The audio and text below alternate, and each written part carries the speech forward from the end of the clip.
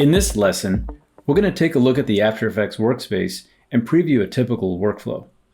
All of the panels and windows and little switches and so forth that you see in the interface make up the tool set. Each of these panels can be moved around by dragging them by their name. For example, let's say I take this Effects and Presets panel, I can drag it on top of another panel to these drop zones.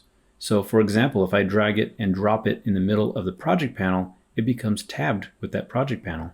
If I drop it to the left of that panel, it's now to the left. And I can go to where these panels intersect and I can drag these around. They're kind of stretchy here.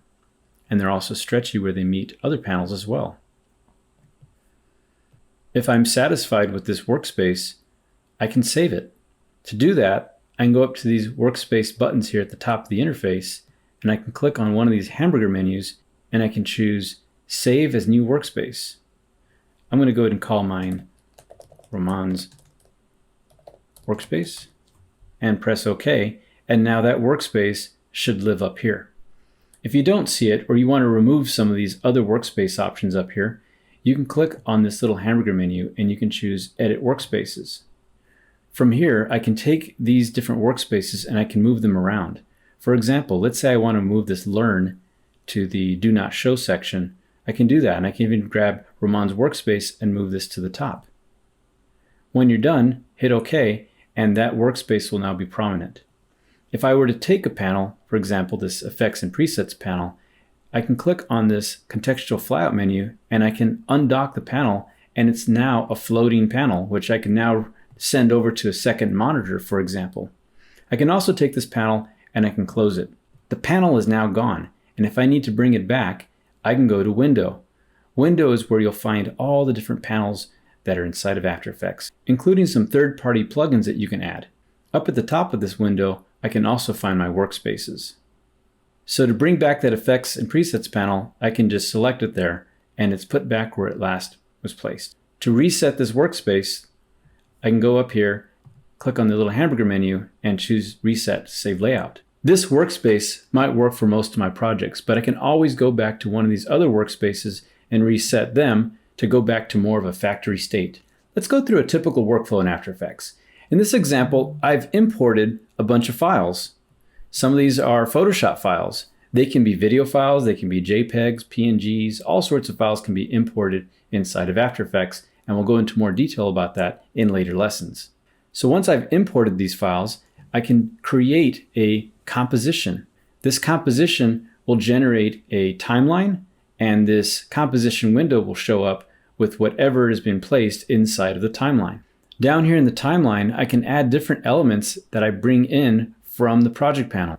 Once I have them down here, I can turn on these little stopwatches to add animation. I can add tracking, masking, and all sorts of other features right here inside of After Effects. In this example, I added 2 keyframes.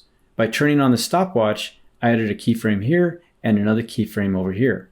I can play through this animation by moving this little playhead here, which is actually called the current time indicator, or just CTI for short. Up here in the composition window, quite often I'll want to zoom in and out of the interface. Down here on the bottom, you have zoom levels. So if I were to go to 3.1%, for example, it's way zoomed out. I usually like zooming out with my mouse.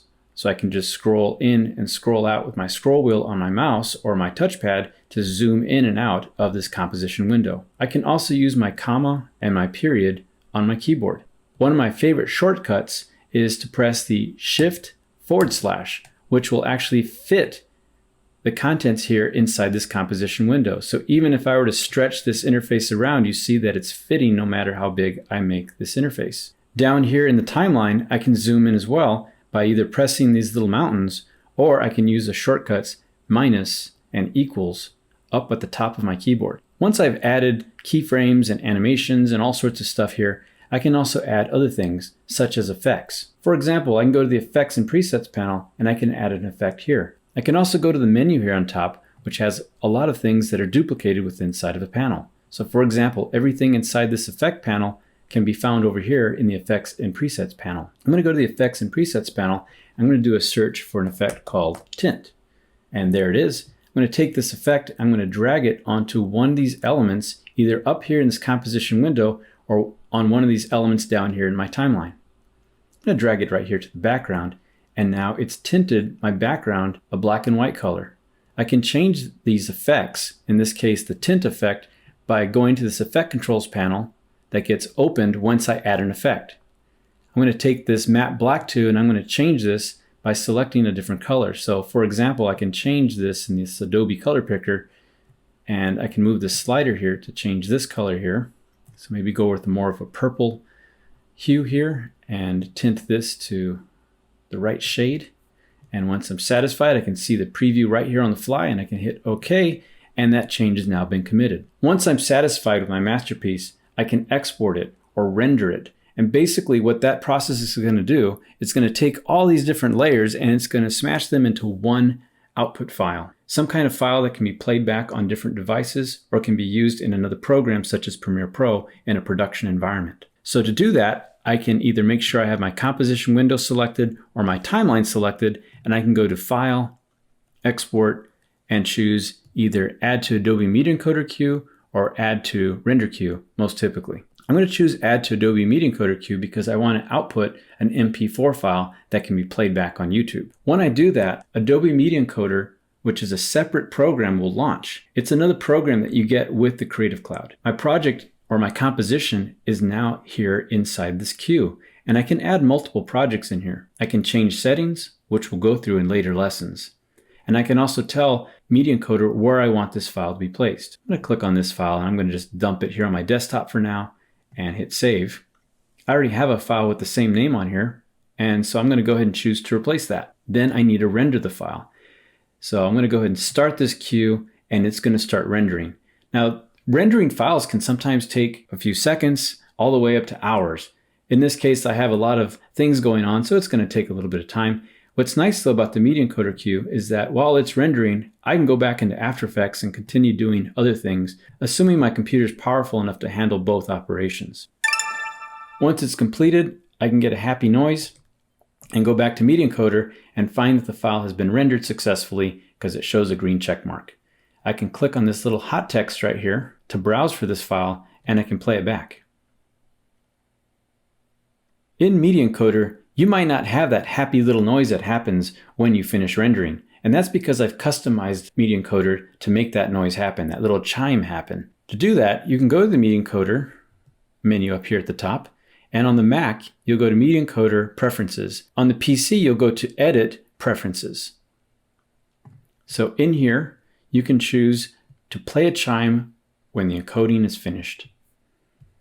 Hit OK, and now when you finish rendering each of your files, you'll get a chime instead of nothing at all.